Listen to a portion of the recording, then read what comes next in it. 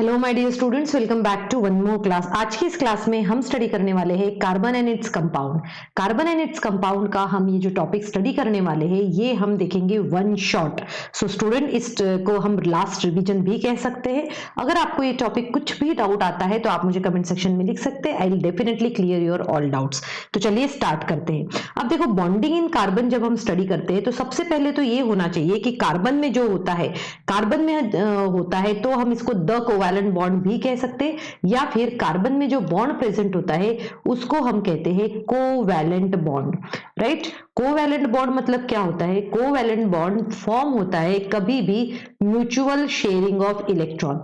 Mutual sharing of electron मतलब होता है कि अगर किसी ने एक इलेक्ट्रॉन दिया है तो दूसरा भी उसको एक इलेक्ट्रॉन डोनेट करेगा। ठीक है, तो बहुत शॉर्ट में लिखा है मैंने कि covalent bond is the bond which shares mutually electrons, right, between two atoms are called covalent bond. ठीक है, अब आप ये कोवैलेंट बॉन्ड बता सकते हो। कोवैलेंट बॉन्ड के 3 टाइप्स होते हैं, राइट। फर्स्ट जो हम देखते हैं वो होता है हमारा सिंगल कोवैलेंट बॉन्ड। ठीक है, फर्स्ट टाइप क्या होता है? Single covalent bond. अब देखो, सिंगल कोवैलेंट बॉन्ड में क्या होता है, जैसे कि अगर मेरे पास में मैं हाइड्रोजन का एग्जांपल लूं तो अब देखो, हाइड्रोजन, एक हाइड्रोजन के पास में एक इलेक्ट्रॉन होता है और ये दूसरे हाइड्रोजन के पास में भी कितना होगा? दूसरा इलेक्ट्रॉन होगा।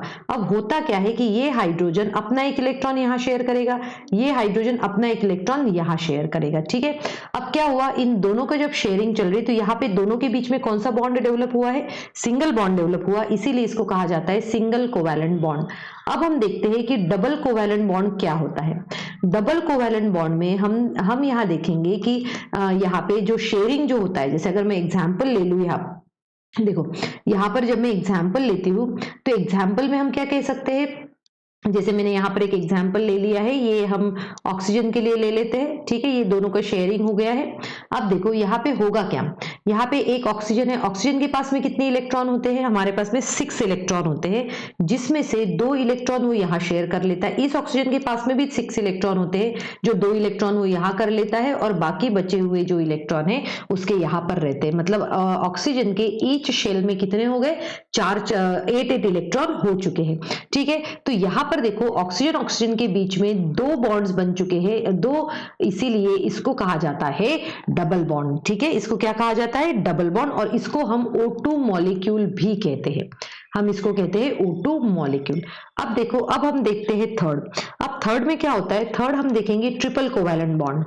Triple covalent bond. अब ट्रिपल कोवैलेंट बॉन्ड क्या होता है? देखो, जैसे अगर मैं नाइट्रोजन का एग्जांपल लूं, ठीक है, हम नाइट्रोजन का यहाँ एग्जांपल ले लेते हैं, तो नाइट्रोजन के लिए भी मैं ड्रॉ कर लेती हूँ। मैं ड्रॉ ही इसीलिए कर रही हूँ ताकि आपको ये चीजें ये अच्छे से क्लियर हो जाए। ठीक है, अब हमने यहाँ पर क्या किया है, देखो, यहाँ पे हमने एक नाइट्रोजन दिया। नाइट्रोजन के आउटर मोस्ट शेल में 5 इलेक्ट्रॉन्स होते हैं, जिसमें से जो 2 इलेक्ट्रॉन, 5 इलेक्ट्रॉन में से 3 इलेक्ट्रॉन जो है उसने यहाँ पर शेयर कर दिए। सिमिलरली इस नाइट्रोजन के पास में भी 5 इलेक्ट्रॉन होते हैं, जिसमें से वो क्या करता है?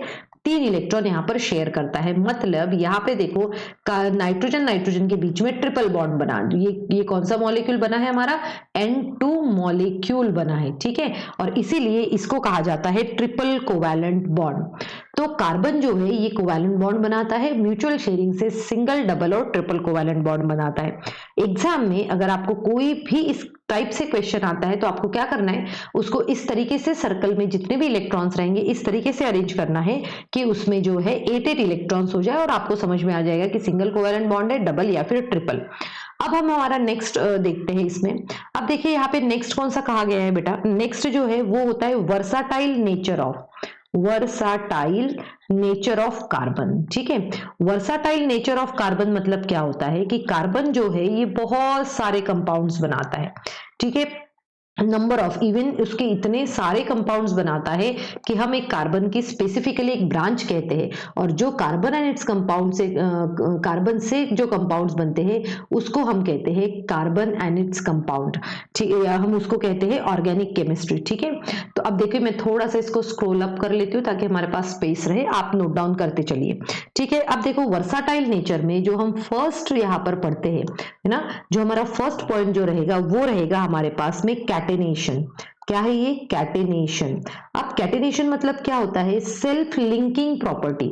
हम अगर एग्जाम में लिखने के लिए आए तो आप लिख लेना, ये होती है self linking property of carbon. Self linking property of carbon. अब कार्बन की सेल्फ लिंकिंग प्रॉपर्टी मतलब क्या होता है? देखो, सेल्फ लिंकिंग कार्बन जो होता है ये क्या होता है, एक स्ट्रेट चेन में भी जुड़ सकता है किसी के साथ में। कार्बन जो है ये किसी के साथ में ब्रांच चेन में भी जुड़ सकता है इस तरीके से। कार्बन जो है ये किसी के साथ में रिंग चेन में भी जुड़ सकता है। तो आप यहां पर देख सकते हो 5 कार्बन है हमारे पास, और जितने भी 5 कार्बन हैं ये क्या हुए हैं, अलग अलग तरीके से जुड़े हुए। जैसे कि ये स्ट्रेट चेन में जुड़ा हुआ है, देखो ये 5 कार्बन स्ट्रेट चेन में जुड़े हुए हैं, ये ब्रांच चेन में जुड़ा हुआ है, और ये लास्ट अगर मैं देखूं तो ये जो है लास्ट जो है ये जुड़ा है आपका रिंग चेन में। तो इस तरीके से जो self linking property of carbon रहती है उसे हम कहते हैं कैटेनेशन, और कैटेनेशन की वजह से कार्बन बहुत सारे कंपाउंड्स बनाता है। फिर हम आते हैं टेट्रा वैलेंसी की तरफ। कार्बन के पास कार्बन की वैलेंसी जो होती है ना, हम कहते हैं कि कार्बन की कितनी वैलेंसी होती है, carbon has 4 as a valency. Carbon की 4 वैलेंसी होती है, और वो हमेशा शेयर करता है। वो आयोनिक या फिर वो आयोनिक बॉन्ड नहीं बना सकता। क्यों? क्योंकि वो C4 और C, जैसे कि हम कहेंगे कि C4 पॉजिटिव और C4 नेगेटिव नहीं बना पाता है। क्यों नहीं बना पाता है? क्योंकि वो उतने इलेक्ट्रॉन्स को एकोमोडेट नहीं कर सकता है। ठीक है, अब ये होता क्या है ना कि कार्बन की, जैसे मैंने कहा कि कार्बन हैज अ 4 वैलेंसी, तो ये क्या होता है, कैपेबल होता है। किस चीज का कैपेबल होता है? 4 अदर एटम्स को होल्ड करने का, है ना। मतलब हम ये भी कहेंगे कि it is capable of bonding, it is capable of bonding with 4 other atom, with 4 other atom। तो अब ये 4 other atom, अब वो अदर एटम सेम भी हो सकते हैं और डिफरेंट भी हो सकते हैं। ठीक है, तो ये सेम और अदर एटम में होता है जनरली। अब देखो यहाँ पे जैसे हम देख रहे हैं कि अब ये दोनों चीजें हमने कार्बन की पढ़ी ली है। इसी के साथ में कार्बन की एक और प्रॉपर्टी होती है, वो होती है एलोट्रॉप्स। एलोट्रॉप्स की प्रॉपर्टी होती है, एलोट्रॉप्स में हम देख सकते हैं कि कार्बन जो है ये डायमंड और ग्रेफाइट, है ना, डायमंड ग्रेफाइट और fluorine, right, diamond graphite and fluorine के फॉर्म में जो है वो यहाँ पे एज एलोट्रॉप में के फॉर्म में होता है। जिसमें से आपको पता होना चाहिए, अगर 1 मार्क के लिए डिफरेंस आए तो जनरली सिर्फ इन दोनों का डिफरेंस पूछा जाता है कि डायमंड और ग्रेफाइट में क्या डिफरेंस है। तो हम कहते हैं कि डायमंड और ग्रेफाइट में सबसे पहले आप देखोगे इसमें 3 डायमेंशनल स्ट्रक्चर होता है और इसमें 2 डायमेंशनल या फिर लेयर्ड स्ट्रक्चर होता है। ठीक है, डायमंड जो रहता है ये बैड कंडक्टर ऑफ इलेक्ट्रिसिटी रहता है, ग्रेफाइट जो है ये क्या रहता है, हम कहेंगे गुड कंडक्टर ऑफ इलेक्ट्रिसिटी रहता है। फ्लोरीन जो है, बकमिंस्टर फ्लोरीन, ये C60 कार्बन से बना हुआ है। ठीक है, C60 कार्बन से ये बना हुआ है। तो यही हम एलोट्रॉप्स में पढ़ते हैं। इसके बाद में एक और प्रॉपर्टी इसकी आती है और वो होता है आइसोमेरिज्म। अब आइसोमेरिज्म मतलब क्या होता है? आइसोमेरिज्म मतलब होता है कि जैसे कि अभी यहाँ पर हमने स्टडी किया है, देखो 5 कार्बन एटम को हमने किस तरीके से अरेंज किया है? हमने इसको अरेंज किया है 5 कार्बन एटम्स को, देखो 5 कार्बन एटम्स को हमने ब्रांच के फॉर्म में अरेंज किया है और साथ में ही हमने इसको रिंग के फॉर्म में भी अरेंज किया है। ठीक है, तो इसे कहा जाता है आइसोमर्स। आइसोमर्स मतलब होता है कि जिनका सेम नंबर ऑफ एटम्स रहते हैं, जिसको हम जनरली मॉलिक्यूलर फॉर्मूला भी कहते हैं, बस अरेंजमेंट उसका जो है डिफरेंट है। तो इन तीनों कैरेक्टरिस्टिक की वजह से कार्बन को जो है वर्साटाइल कहा जाता है। अब इसके बाद में इस चैप्टर में हम पढ़ते हैं जो सैचुरेटेड और अनसैचुरेटेड कंपाउंड्स के बारे में। सैचुरेटेड और अनसैचुरेटेड कंपाउंड्स जब आप पढ़ते हो तो आपको स्पेसिफिकली क्या पता होना चाहिए? वो पता होना चाहिए आपको हाइड्रोकार्बन्स। क्या पता होना चाहिए? हाइड्रोकार्बन्स। अब देखो हाइड्रोकार्बन्स में हम किस तरीके से लिखते हैं। सबसे पहले तो ये समझो कि हाइड्रोकार्बन होता क्या है।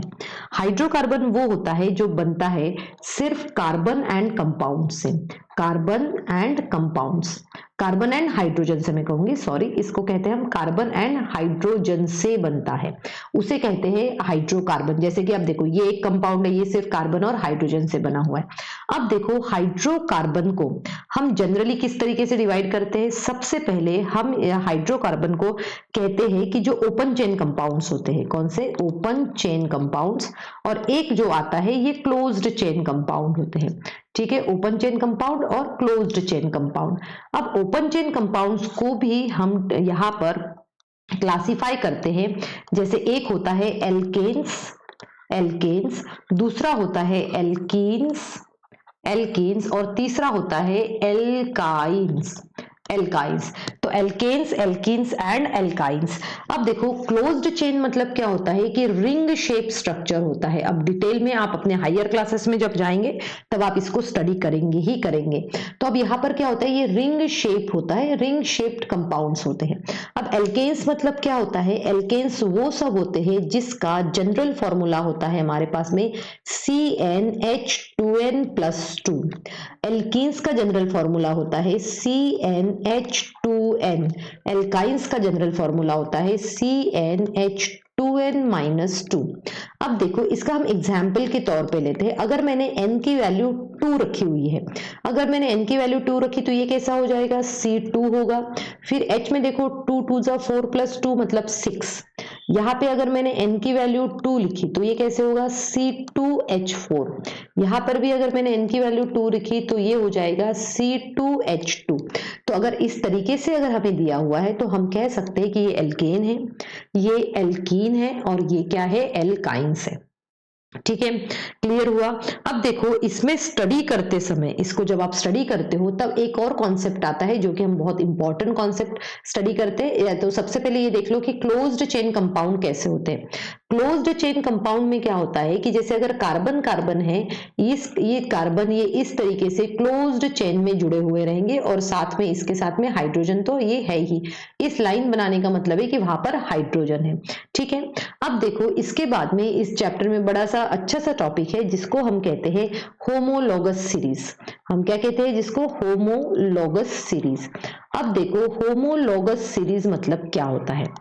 होमोलॉगस सीरीज जो है वो एक ऐसी सीरीज होती है, a series of members, a series of members, members एक ऐसे मेंबर्स की सीरीज होती है which are differ in, which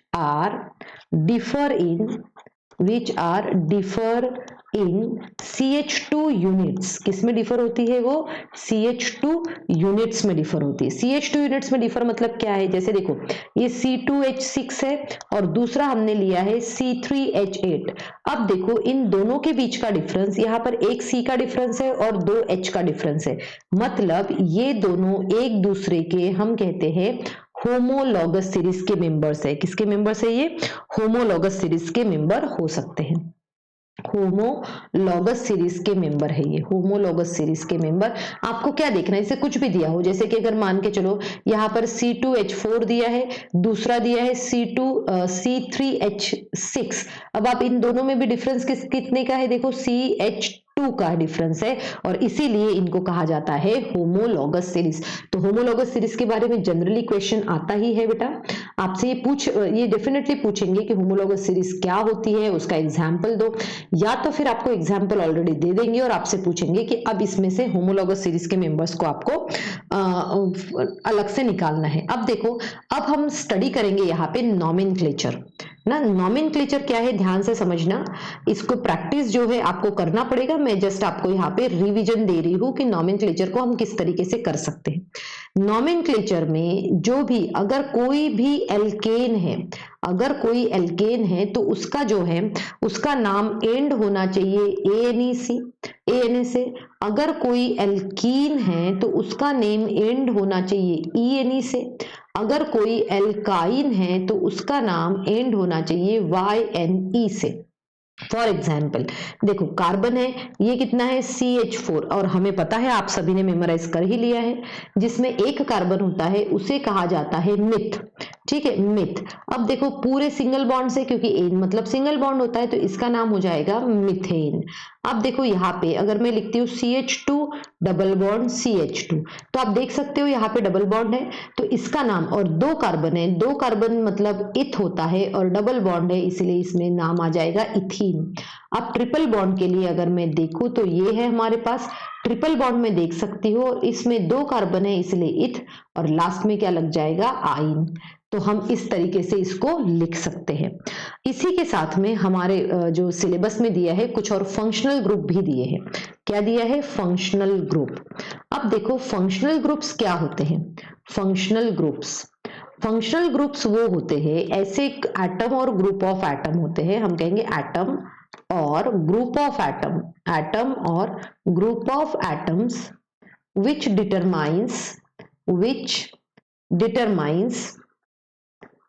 determines property of that compound, which determines properties of compound. ऐसे ग्रुप ऑफ एटम या फिर एटम जो उसकी प्रॉपर्टी को क्या करते हैं, डिटरमाइन करते। फॉर एग्जाम्पल अगर हम देखें तो जैसे देखो अब हम हमारे फंक्शनल ग्रुप कौन कौन से, पहले चलो पूरे फंक्शनल ग्रुप को हम यहाँ पर लिख लेते हैं। फंक्शनल ग्रुप जो है हमारे पास में सबसे पहला हम लेंगे एल्कोहल, ठीक है। एल्कोहल का जो जब आप फॉर्मूला लिखोगे तो फॉर्मूला के लास्ट में OH आएगा और नाम लिखते समय उसके लास्ट में OL आना चाहिए, ठीक है। एक दूसरा होता है अल्डिहाइड, आप यहाँ पर थोड़ा सा पॉज कर लीजिए और इस सबको मेमोराइज करना है। अल्डिहाइड में लास्ट में आएगा CHO और इसका नाम एंड होता है अल से। फिर आता है हमारे पास में कीटोन, कीटोन में यहाँ पर C डबल बॉन्ड O आता है और इसका नाम एंड होता है ONE1 से, ठीक है। एक होता है यहाँ पे कार्बोक्सिलिक एसिड, कौन सा है, कार्बोक्सिलिक एसिड। कार्बोक्सिलिक एसिड का फॉर्मूला होता है COOH और ये होता है OIC एसिड से एंड होगा इसका, ठीक है। अब हमारे पास में कुछ हैलोजेंस भी होते हैं, हैलोजेंस, ठीक है, जिसका फॉर्मूला जो है जनरली अपन X कहते हैं। X मतलब क्या होता है, F Cl Br और I। अब इसका नाम कैसे होगा, जैसे अगर इसका नाम जनरली हम हेलो कहते हैं, हेलो मतलब क्या हुआ, देखो फ्लोरो, F मतलब फ्लोरो, Cl मतलब क्लोरो, ये Br मतलब ब्रोमो और ये क्या हो जाएगा, आइडो, ठीक है। इस तरीके से इसका नाम लिखा जाता है। तो आपको इन सबकी बेटा प्रैक्टिस करनी पड़ेगी, अच्छे से प्रैक्टिस करनी पड़ेगी, तभी जाके नॉमेनक्लेचर वाला पार्ट जो है वो आपसे बन पाएगा, है ना। आप थोड़ा सा इसको पॉज कर लो, इसको थोड़ा मेमोराइज कर लो और उसके बाद में एक कॉपी में इसके प्रैक्टिस क्वेश्चंस जरूर सॉल्व करो, बहुत सारे क्वेश्चंस आपको मिल जाएंगे। अब आते हैं इस चैप्टर का कुछ ऐसा पार्ट जो बच्चों को सबसे ज्यादा डिफिकल्ट रखता है और वो मैं बहुत ही इजी तरीके से आपको यहाँ पर समझाऊंगी, और वो पार्ट है chemical properties, chemical properties of carbon and compound. क्यों, कौन सी है ये, chemical properties of carbon and compound. अब देखो ये जो chemical properties of carbon and compound जो है इसमें क्या हो रहा है, देखो chemical properties of carbon and compounds, carbon compounds के हम केमिकल प्रॉपर्टीज के बारे में हम बात कर रहे हैं। अब देखो यहाँ पे जैसे अगर हम देखें तो सबसे पहली रिएक्शन जो आती है हमारे पास में, है ना, हम यहाँ से कलर चूज कर लेते, ओके। तो सबसे पहली रिएक्शन जो आ रही है वो है हमारे पास में कंबशन रिएक्शन, ठीक है। अब कंबशन रिएक्शन मतलब क्या होता है, या फिर कार्बन कंपाउंड्स किस तरीके से रिएक्शन करते हैं, जब भी कार्बन को बर्न किया जाता है तब वो क्या क्या देते हैं, CO2 देते हैं और लार्ज अमाउंट ऑफ हीट देते हैं, इसलिए उसको कंबशन कहते हैं। अगर मैं मीथेन को बर्न कर दूं तो उसमें मुझे CO2 मिलेगा, H2O मिलेगा, साथ में ही हीट और लाइट भी हमें यहाँ पर मिल जाता है। मतलब कंबशन रिएक्शन जो है ये सभी कंबशन रिएक्शन में मतलब सभी बर्न होते हैं और साथ में आपको हीट और लाइट भी प्रोड्यूस करते हैं। अगर सैचुरेटेड हाइड्रोकार्बन बर्न होते हैं, ठीक है, सैचुरेटेड हाइड्रोकार्बन, सैचुरेटेड हाइड्रोकार्बन्स जब बर्न होते हैं तब सैचुरेटेड हाइड्रोकार्बन हमेशा से ब्लू फ्लेम, एकदम क्लीन फ्लेम, ब्लू फ्लेम या फिर हम क्लीन फ्लेम के साथ में बर्न होते हुए हम देखते हैं, जबकि अनसैचुरेटेड हाइड्रोकार्बन्स जो होते हैं, अनसैचुरेटेड हाइड्रोकार्बन्स जो होते हैं ये हमेशा सूटी फ्लेम से बर्न होते हैं, सूटी फ्लेम रहती है या फिर येलो फ्लेम रहती है, उनकी कौन सी रहती है, येलो फ्लेम रहती है। तो ये हुआ आपका कंबशन रिएक्शन। अब देखो, अब हम देखने वाले हैं ऑक्सीडेशन रिएक्शन। बेटा ऑक्सीडेशन रिएक्शन में जनरली हम चैप्टर 1 में भी पढ़ते हैं, यहाँ पर इन्होंने आपको सिर्फ एक रिएक्शन दी और ये बहुत ही ज्यादा इंपॉर्टेंट है ना, और ये रिएक्शन आप सबको अच्छे से मेमोराइज करके रखना है। इस रिएक्शन में क्या हो रहा है, इस रिएक्शन में हमारे पास में है CH3CH2OH मतलब इथेनॉल, और ये यूज किया जाता है है ना, इसको यूज किसके साथ में करते हैं, अल्कलाइन, ये आपको मेमोराइज करना ही पड़ेगा, कोई ऑप्शन नहीं है इसके लिए। अल्कलाइन केमेनोफोर आप मेमोराइज कर लीजिए, या फिर दूसरा भी कुछ होता है, अगर दूसरा याद नहीं आया तो फिर भी आप अल्कलाइन केमेनोफोर तो याद कर ही सकते हैं, ये थोड़ा सा इजी हो जाएगा।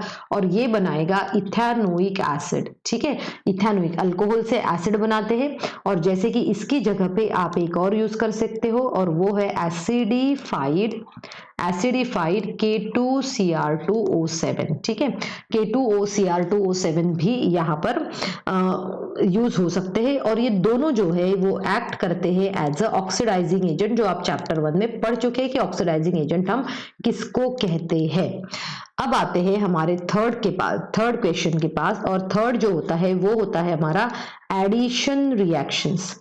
अब देखो एडिशन रिएक्शन में क्या होता है, एडिशन रिएक्शन में हम क्या देखते हैं कि कोई भी अनसैचुरेटेड हाइड्रोकार्बन जो रहता है, देखो अनसैचुरेटेड मतलब डबल बॉन्ड है, जब इसकी रिएक्शन होती है हाइड्रोजन के साथ में इन द प्रेजेंस ऑफ, किसके प्रेजेंस में हो रही है रिएक्शन, निकल कैटलिस्ट के प्रेजेंस में जब रिएक्शन होती है, तब ये हाइड्रोजन जो है इसको किस में कन्वर्ट करता है, तब ये निकल कैटलिस्ट के प्रेजेंस में जब इसकी रिएक्शन हो रही है तब ये इसको सिंगल बॉन्ड में कन्वर्ट कर लेता है, ठीक है। तो अनसैचुरेटेड से सैचुरेटेड हाइड्रोकार्बन यहाँ पर बन जाते हैं, ठीक है।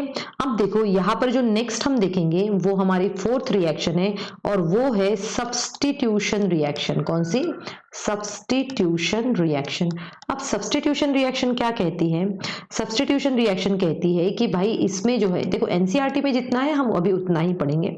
सब्स्टिट्यूशन रिएक्शन कहती है कि जब आप इसको CH4 को Cl2 के और किसके प्रेजेंस में कर रहे हैं हम, सनलाइट में, तो एक हाइड्रोजन को रिप्लेस करता है एक हैलोजन, एक हाइड्रोजन को एक हैलोजन जो है वो रिप्लेस कर देगा, और यहाँ पर जो है हमें रिएक्शन मिलेगी और साथ में HCl भी यहाँ पर निकल जाएगा। तो ये हुई हमारी 4 रिएक्शन, जिसमें से जो मैंने हाईलाइट करके रखी है इससे ये रिएक्शन एक बहुत ही इंपॉर्टेंट रिएक्शन है, जिसके ऊपर बोर्ड एग्जाम में अक्सर क्वेश्चन बनता है, तो आप इसको अच्छे से नोट डाउन करके रखिए। अब आ गए हैं हम इस चैप्टर के थर्ड पार्ट के ऊपर। थर्ड पार्ट में अभी हम थोड़ा सा इसको जो है इस वे में देखेंगे ताकि हमारी दोनों चीजें यहाँ पर कवर हो जाए। सबसे पहले मैं यहाँ पे एक लाइन ड्रॉ कर लेती हूँ ताकि हम जो है इथेनोइक एसिड और इथेनॉल को हम एक साथ स्टडी कर सकें, राइट। हम एक साथ स्टडी करेंगे इसको। देखो यहाँ पे मैंने ये लाइन ड्रॉ कर ली है, ओके। चलिए अब आते हैं हम हमारे इसके टॉपिक के ऊपर। ओके, यहाँ पर देखो, यहाँ पे हम देखेंगे, चलिए यहाँ से स्टार्ट करते हैं हम। यहाँ से अभी हम बात करने वाले हैं जो हमारे पास में इथेनॉल, और हमारे पास 2 कंपाउंड्स हमें पढ़ने हैं। सबसे पहला कंपाउंड जो हम पढ़ेंगे वो है इथेनॉल, दूसरा कंपाउंड जो हम पढ़ेंगे वो है इथेनोइक एसिड, इथेनोइक एसिड। अब देखो इथेनॉल और इथेनोइक एसिड में सबसे पहले हम फॉर्मूला लिख लेते हैं। इसका फॉर्मूला होता है CH3CH2OH, इसका फॉर्मूला होता है CH3COOH, ठीक है। अब देखो इसमें क्या कौन कौन सी रिएक्शंस हो रही है, जैसे हमने देखा है। सबसे पहले हम इसकी देख लेते हैं, इथेनॉल की देख लेते हैं। इथेनॉल को जनरली क्या कहते हैं, अल्कोहल भी कहते हैं। कुछ पॉइंट्स इसके लिख लो आप। इथेनॉल को जनरली अल्कोहल कहते हैं क्योंकि एक अल्कोहलिक ड्रिंक का बहुत ही एक्टिव इंग्रेडिएंट होता है। साथ में ही इथेनॉल जो होता है ये होता है सोल्यूबल इन वाटर। क्या है ये, सोल्यूबल इन वाटर, वाटर में ये क्या होता है, सोल्यूबल होता है। अब इसकी रिएक्शन कौन कौन सी मेमोराइज करनी है हमें। इथेनॉल जो है CH3CH2OH, इथेनॉल रिएक्ट करता है सोडियम मेटल के साथ में, किसके साथ में, सोडियम मेटल के साथ में रिएक्ट करता है, और ये बनाता है CH3CH2ONA, ठीक है। H को इसने रिप्लेस कर दिया है और ये यहाँ पे सोडियम इथॉक्साइड बनाता है। क्या बनाता है ये, सोडियम इथॉक्साइड बनाता है, और साथ में ही हाइड्रोजन गैस भी यहाँ पे रिलीज होती है। ये एक रिएक्शन आपको लर्न करना है। इसी के साथ में इसकी दूसरी भी रिएक्शन जो बहुत इंपॉर्टेंट रिएक्शन है, और वो है कि जब ये इथेनॉल जो है हमारे पास में, ये किसकी प्रेजेंस में, concentrated H2SO4, concentrated H2SO4 H2SO4 की प्रेजेंस में इथेनॉल कन्वर्ट हो जाता है इथीन में, मतलब यहाँ से वाटर मॉलिक्यूल रिमूव हो जाता है। ये क्या है आपका इथेनॉल है, किसमें कन्वर्ट हो रहा है इथीन में। अब एग्जाम में ये भी, जैसे मैंने यहाँ पे पहले भी स्टार पॉइंट बताया था, तो वैसे ये भी स्टार पॉइंट है, इसके ऊपर क्वेश्चंस जनरली बनता है, आपको पूछ लेंगे कि इसमें क्या। और ये देखो कॉन्सेंट्रेटेड H2SO4 किसकी तरह एक्ट कर रहा है, ये एक्ट कर रहा है एज अ डिहाइड्रेटिंग एजेंट, मतलब जो वाटर मॉलिक्यूल को बाहर निकालेगा। देखो वाटर मॉलिक्यूल बाहर निकल रहा है, इसलिए इसको डिहाइड्रेटिंग एजेंट कहा जाता है। अब आते हैं हम इथेनोइक एसिड की तरफ। देखो इथेनोइक एसिड को हम जनरली क्या कहते हैं, एसिटिक एसिड कहते हैं। ठीक है, एसिटिक एसिड हम इसको कहते हैं जो एज अ प्रिजर्वेटिव यूज होता है। ठीक है, अब देखो यहाँ पे जब हम देख रहे हैं इथेनोइक एसिड के, हम जनरली देखते हैं कि इसको क्या कहते हैं, ग्लेशियल एसिटिक एसिड भी कहते हैं।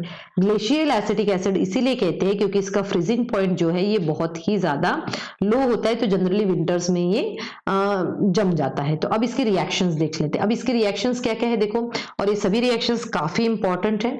तो देखो इसमें हम लिखते हैं कि CH3COOH, आपने इथेनोइक एसिड लिया, साथ में आपने अल्कोहल लिया, और इन दोनों को की रिएक्शन आप करवाते हैं in the presence of H+। और जब आप ये रिएक्शन करवाते हैं तब आपको यहाँ पर एक कंपाउंड मिलता है, और ये कंपाउंड होता है एस्टर। ठीक है, इसके ऊपर बहुत बार क्वेश्चन आता है। ये एक कंपाउंड होता है एस्टर, जो आपको अच्छे से लिखना है। ठीक है, विदाउट मिस्टेक लिखना है। सेकंड जो रहता है इसका, जो हम इसका जनरली पढ़ते हैं, वो होता है एक बेस के साथ रिएक्शन। तो हमें पता है कि एसिड प्लस बेस दोनों साथ में रिएक्ट होंगे और वो बनाएंगे सॉल्ट और वाटर।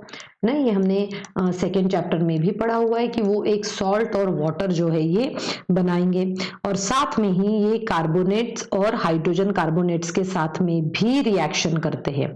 ठीक है, किसके साथ रिएक्शन करते हैं, ये सोडियम हाइड्रोजन कार्बोनेट के साथ में, जो हमने स्टडी कर चुके हैं एसिड्स और बेसिस में। उसी के साथ में यहाँ पे अगर हम देख सकते हैं कि इनको, अब हम एस्टर्स के बारे में देखेंगे। एस्टर्स के ऊपर जैसे मैंने कहा एक क्वेश्चन आता है, इसको एस्टर्स को क्या कहते हैं, स्वीट स्मेलिंग कंपाउंड। क्या कहते हैं इसको, स्वीट स्मेलिंग कंपाउंड्स कहते हैं। अब स्वीट स्मेलिंग कंपाउंड मतलब क्या हुआ, या फिर इसको हम कहाँ पर यूज कर सकते हैं, ये इसको हम यूज करते हैं परफ्यूम में, फ्लेवरिंग एजेंट में।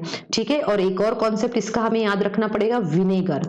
ठीक है, विनेगर क्या होता है, विनेगर जो है ये विनेगर जो होता है, हम कहेंगे 5 to 8% solution, right, 5 to 8% solution, 5 to 8% solution of acetic acid in water.